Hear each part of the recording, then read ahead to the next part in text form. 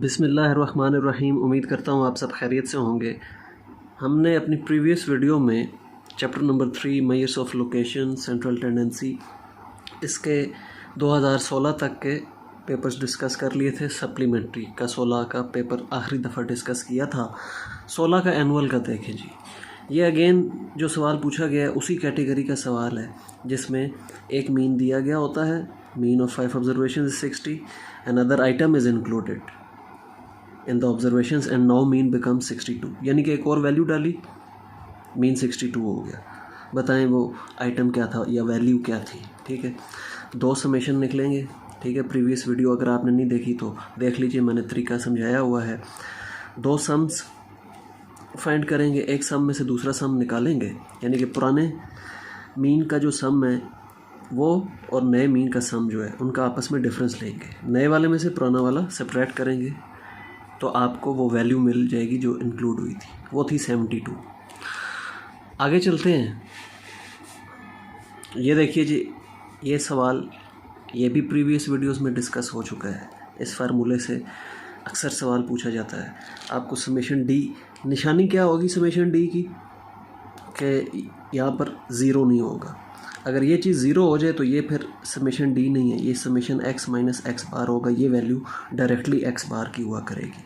अगर ये चीज़ ज़ीरो के अलावा कोई नंबर है तो फिर ये समेशन डी है, फिर आपने डी वाला फार्मूला लगाना है। ये चीज़ आपने याद रख ली तो आप मार नहीं खाएंगे इस सवाल में।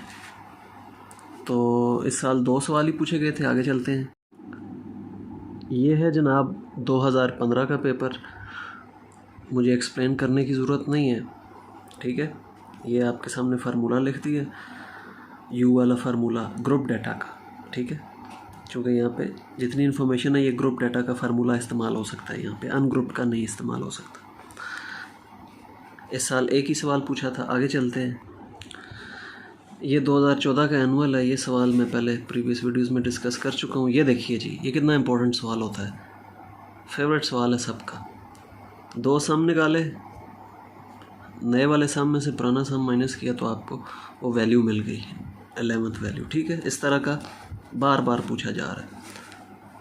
अगेन ये सवाल अंग्रेज़ी में ज़रा देखें, पूछा गया है। वो समेशन डी आपको दिया हुआ है लेकिन इंग्लिश यहाँ यूज़ की है। The sum of deviations of 15 values from 20 is 45। Sum किसका है जी? डेविएशंस का। कितनी वैल्यूज़ की डेविएशंस हैं जी? 15 वैल्यूज़ की। ली किससे गई हैं? 20 से, यानी कि summation x minus 20 is equal to 45। ये चीज़ आपको दी हुई थी। ठीक है, ये समेशन डी 45 दिया हुआ था, x माइनस 20 का सम। ठीक है, ये डी है, डी एक्स माइनस ए के इक्वल होता है। आपको समेशन डी 45 दिया हुआ था और ए 20 दिया हुआ है, एन 15 दिया हुआ है। फार्मूला लगाना है और ये आंसर आ जाएगा। ये इंपॉर्टेंट सवाल है क्योंकि यहाँ अंग्रेज़ी यूज़ की हुई है। ठीक है, तो sum of deviations of 15 values from 20 is 45। अगर इस ज़ीरो कहता तो ये 20 क्या होता? एक्स बार होता। इज़ अदर देन ज़ीरो है तो ये फिर समेशन डी है। ठीक है, ये क्वेश्चन मैं एक्सप्लेन नहीं करता, कंबाइंड मीन का क्वेश्चन है, पहले मैं प्रीवियस वीडियो में डिस्कस कर चुका हूँ। 2013 का पेपर देख लीजिए जी, ये देखें वही सवाल, लेकिन यहाँ पर क्या दिया हुआ है? 15 वैल्यूज़। पहले हमने एक सवाल किया जहाँ लिखा हुआ था 10 वैल्यूज़ हैं, उनका मीन ये है। 3 ग्रुप्स ईच कंटेनिंग 10 वैल्यूज़ वाला हमने किया।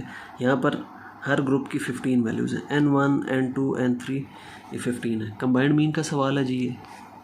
आगे चलते हैं। ये सवाल भी अक्सर पेपर्स में आए होते हैं और बच्चों से नहीं होते, इनको ज़रा समझते हैं। Find 2 numbers whose arithmetic mean is 5 and geometric mean 4। 2 number हैं, फ़र्ज़ करें ए और बी 2 नंबर हैं, उनका ज्योमेट्रिक मीन 4 है, अरिथमेटिक मीन 5 है। तो अरिथमेटिक मीन क्या होता है? दोनों नंबर्स ए और बी को जमा करके नंबर ऑफ़ वैल्यूज़ पर डिवाइड करें तो अरिथमेटिक मीन आता है ना। a प्लस बी ओवर 2 5 है, अरिथमेटिक मीन 5 है, और दोनों नंबर्स को मल्टीप्लाई करें, पावर 1/2 लें तो ज्योमेट्रिक मीन आ जाता है।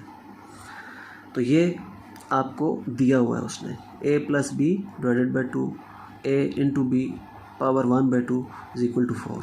तो ये अर्थमेटिक मीन है, ये ज्योमेट्रिक मीन है। अब इन दो इक्वेशंस को लेके चलना है और हमने a और b की वैल्यूज़ फाइंड करनी है।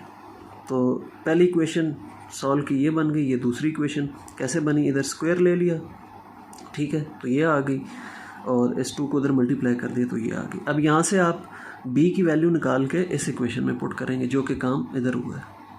ये काम किया तो आपके पास ये इक्वेशन बन गई, a² - 10a + 16। फैक्टर्स बना दिए तो a की 2 वैल्यूज़ निकल आई, 8, 2, ठीक है। ये वैल्यूज़ अगर पुट करेंगे हम इस इक्वेशन में तो b की 2 वैल्यूज़ निकल आएंगी, वो होंगी 2 और 8। यानी कि जो दो नंबर्स थे वो 2 और 8 थे। समझ आ गई? या a 8 है b 2 है, या a 2 है b 8 है। ठीक हो गया। ये सवाल अगले चैप्टर के, ये भी डिस्कस नहीं करते। 2012 का पेपर देखिए जी, ये देखें, ये रिपीट हुआ है सवाल। ये मैं डिस्कस नहीं करूँगा, प्रीवियस वीडियो में डिस्कस कर चुका हूँ, पहले डिस्कस हो चुका है। ये देखें जी, ये तो बार बार पूछा जाता है ना, न्यू वैल्यू फाइंड करें, हैं जी, ये वाला सवाल। तो ये आप कर लेंगे। ये ज़रा एक नया सवाल है, इसको देखिए। Geometric mean of a series of 4 items is 10.2, find the product of all items. देखिए ज्योमेट्रिक मीन क्या होता है, सारी वैल्यूज़ को आप मल्टीप्लाई करते हैं ना, तो 4 वैल्यूज़ हैं, हमें नहीं पता वो 4 क्या है, x1 x2 x3 x4 कहते हैं। उन चारों को मल्टीप्लाई करें, पावर 1/4 लें तो ये आता है, ठीक है। तो ये इक्वेशन लिख दी हमने। ज्योमेट्रिक मीन 10.2 था। तो ज्योमेट्रिक मीन क्या होता है असल में, सारी वैल्यूज़ को मल्टीप्लाई करके जितनी वैल्यूज़ हैं उसकी रेसिप्रोकल पावर 1/4 ले ली हमने। ये 10.2 के इक्वल है, दोनों साइड पे पावर 4 लेंगे तो हमारे पास इन 4 वैल्यूज़ का प्रोडक्ट आ जाएगा, जो कि ये है। तो ये पेपर में एक दफ़ा MCQs में भी ये सवाल आया हुआ है। तो आपने सिंपली क्या करना होता है, अगर आपको ज्योमेट्रिक मीन दिया हो और 7 नंबर ऑफ़ वैल्यूज़ बताई हो, तो आप सिंपली क्या करें, ये जो वैल्यू है इसकी पावर ले लिया करें, जितनी वैल्यूज़ हो। यहाँ 4 थी तो पावर 4, 3 वैल्यूज़ का ज्योमेट्रिक मीन हो कोई तो पावर 3 ले लें, ठीक है। आगे बढ़ते हैं। देख लीजिए जी, ये सवाल आपको फिर नज़र आ रहा है, समेशन डी वाला। ये ऑलरेडी डिस्कस हो चुका है, ठीक है। इस टाइप का question, mean geometric mean of 2 numbers are 2016, find the value of harmonic mean. ये हार्मोनिक मीन कोर्स से निकल गया, इसलिए ये डिस्कस नहीं करते हम। दिखा देता हूँ मैं इसको करना कैसे है। इसमें भी इक्वेशंस बनेंगी इस तरह, ठीक है। ये फिर ए की वैल्यूज़ निकलेंगी और फिर इनसे हम हार्मोनिक मीन फाइंड कर सकते हैं। मैं दिखा देता हूँ, ये दूसरे पेज पे मैंने किया हुआ था, तो ये हार्मोनिक मीन निकला है। आगे चलते हैं जी।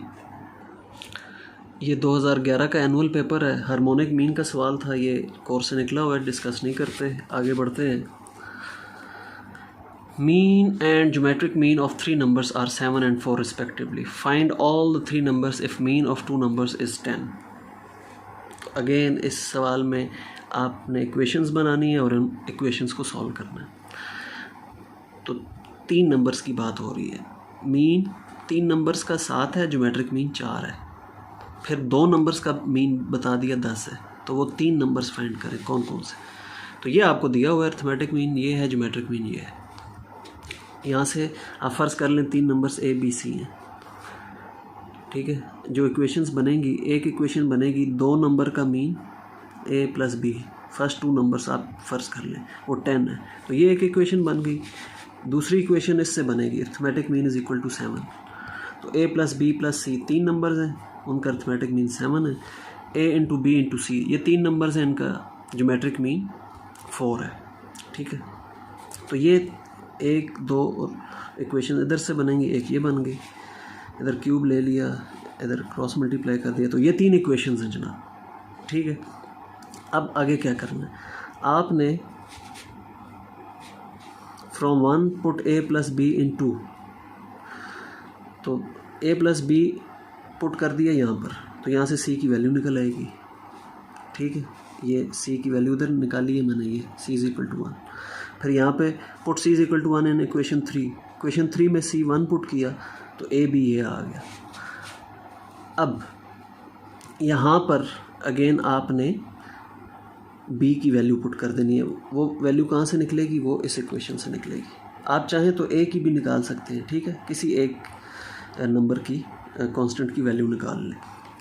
तो वो जब पुट करेंगे ये इक्वेशन A में बन जाएगी। इसको सॉल्व करेंगे, मैंने ये यहाँ पे सॉल्व किया है, फिर दूसरी जो इक्वेशन थी उसमें पुट किया है। तो A की वैल्यू 16 और 4 निकली थी, B की भी 4 और 16 निकलेंगी, ठीक है।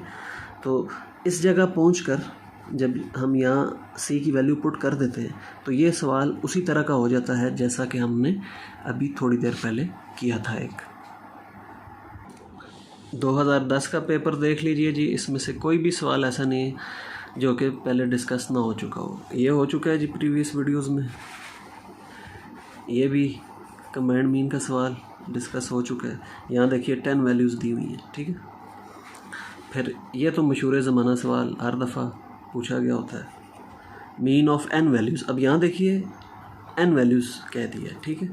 इफ़ अ न्यू वैल्यू, यहाँ value they the 28 is included, the mean becomes 9, find the value of n। तो यहाँ पर भी देखें 2 सम आपने निकालने हैं। एक पहला सम, यहाँ पर अब आपको n नहीं पता था तो सम यूँ निकलेगा 8n। फिर दूसरा सम, ठीक है, दूसरा सम आ गया 9n + 9। अब हमें यहाँ पता नहीं था कि n क्या है, तो एक वैल्यू जब ऐड हुई तो n + 1 यहाँ आएगा ना, ठीक है। ये आपने याद रखना है। अब ओल्ड में से न्यू सम आपने सब्ट्रैक्ट कर देना है, ठीक है। 9n + 9 में से 8n आपने सब्ट्रैक्ट कर देना है, ठीक है। तो वो किसके इक्वल है? न्यू वैल्यू के इक्वल है। यानी कि ये मैंने ज़रा थोड़ी सी आपको कन्फ्यूजन होगी। देखें, समेशन x न्यू में से समेशन x ओल्ड माइनस करें तो ये 28 के इक्वल होता है, ठीक है। इस सवाल को ज़रा गौर से समझिएगा, अच्छा सवाल है। तरीक़ाकार वही है जिस तरह बाकी सारे हमने किए। तो अगली वीडियो में मैं आपको नेक्स्ट चैप्टर के क्वेश्चंस कराऊंगा और एंड पे जाकर मैं आपको ये भी बता दूंगा इन चैप्टर से जो थ्योरी के सवाल आए हैं वो भी आपके साथ शेयर कर दूंगा। अल्लाह हाफिज़।